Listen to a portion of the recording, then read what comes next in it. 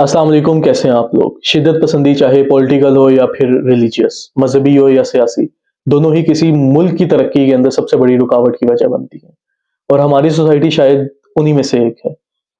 हमारी सोसाइटी के अंदर हम लोग आज बात करेंगे रिलीजियस एक्सट्रीमिज़्म पे, मज़हबी शिद्दत पसंदी पे, जिसके आए रोज़ हम लोग मामलात देखते हैं और कल भी हमने इन्हीं में से एक मामला देखा कि जब एक औरत को जो है एक स्पेसिफिक रिलीजियसली हाइजैक्ड मॉब की तरफ से हरास किया गया, इस बेस के ऊपर थ्रेटन किया गया कि उसने जो है एक कमीज़ पहनी हुई थी जिसके ऊपर अरेबिक कैलीग्राफी लिखी हुई थी और लोग उसे ऊँची-ऊँची आवाज़ में कहने लग गए कि इसे मार दो, इसे हम गोली मार देंगे।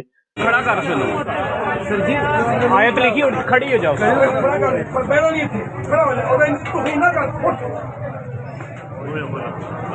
साडे इस्लाम का मजाक है और जो है गुस्ताखे रसूल सल्लल्लाहु अलैहि वसल्लम की एक ही सज़ा, सरतन से जुदा।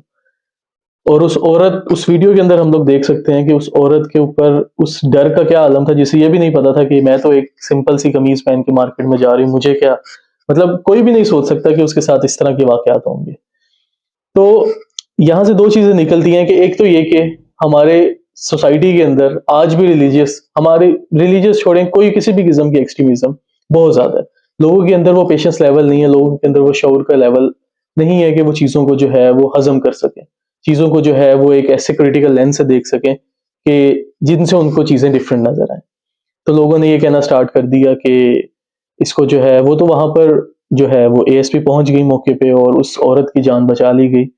और जान भी किस तरह से बचाई कि उस टाइम के ऊपर सबसे पहले खड़े होके उसने अवाम को यकीन दिलाया कि मैं आपका मुकदमा जो है वो पुलिस स्टेशन या अवाम के आगे जाके लड़ूँगी कि यहाँ से मुझे जाने दें इस औरत के साथ। और वो हम लोग इधर डीएसपी के तौर पे सर्व कर रहे हैं, किसी को कोई शिकायत नहीं आई। इस तरह के वाकयात हमने 3 पूरे निभाए हैं। आप लोग को हम पे पूरा ट्रस्ट होना चाहिए।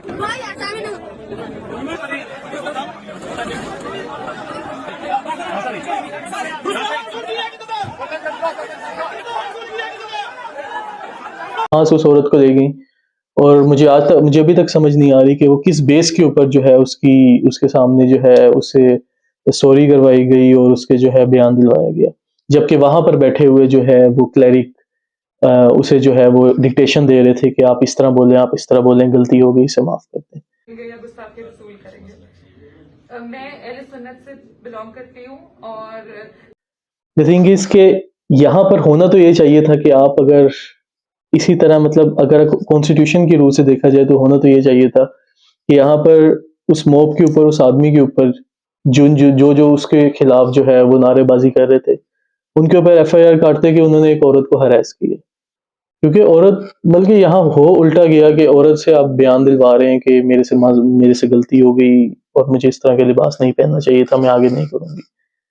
आई थिंक इस सोसाइटी का आलम ये है कि वो लोग आपको बता रहे हैं कि ये गुस्ताखी हो गई है, जो लोग जब घरों में अपने हाउस होल्ड की चीज़ें लेके आते हैं जिनके ऊपर अरेबिक लिखी होती है, क्योंकि वो यूएई, कतर, ओमान या कुवैत वगैरह से या सऊदीया से जो है वो इंपोर्ट की जाती हैं, तब उनका वहाँ पे इस्लाम नहीं जागता, वहाँ पे ज़मीर नहीं जागता। मगर वही ज़मीर और वही ईमान जो है वो एक औरत पे जाग उठा।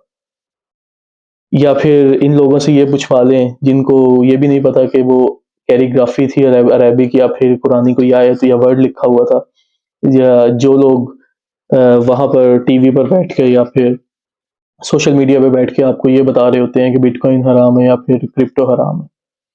तो जब तक हमारे स्टैंडर्ड्स ये होंगे, हमारी प्रायोरिटीज़ ये होंगी, जब तक हम उस हिस्टोरिकल क्लैरिटी नहीं लेके आएँगे या हिस्टोरिकल फैक्ट्स को नहीं पढ़ेंगे कि सोसाइटी के अंदर जो है एक्सट्रीमिज़्म कितना ज़हर घोर रही है और ये कहाँ से स्टार्ट हुई, किस तरह से इसको एंड किया जा सकता है, इससे रिलेटेड हमें अवेयरनेस फैलानी पड़ेगी।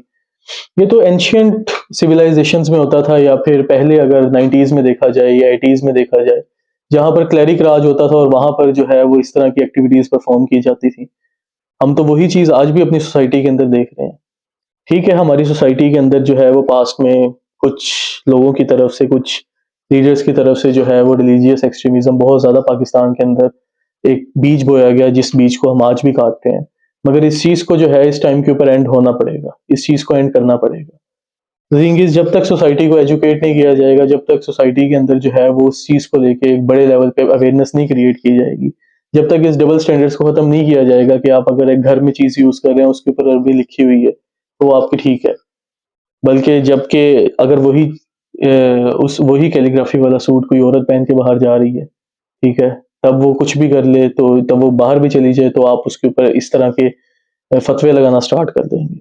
अगर यहाँ पर एक ऐसी औरत होती जिसने यही लिबास पहना होता और उसके साथ शायद 10-15 गार्ड्स होते, तो इनमें से जितने लोग बोल रहे थे, इनमें से किसी एक की भी हिम्मत ना होती कि उसको कुछ आवाज़ कसते। क्योंकि ये सोसाइटी के स्टैंडर्ड्स हैं ना, हम लोगों ने सेट कर लिए। तो थिंग इज़ के सबसे पहली चीज़ ये है कि इसके सॉल्यूशन के लेके इसको एक बहुत क्रिटिकली देखना चाहिए सोसाइटी इस मामले को, कि बजाय इसके कि उस औरत के हक में जो है वो उस मॉब के खिलाफ जो है वो एफआईआर काटी जाती, उस औरत के हक में नहीं, बल्कि उससे बयान दिलवाया गया कि मेरे से गलती हो गई है, मेरी जान बख्श दो, मुझे कहीं दोबारा ना पकड़ी जाऊं।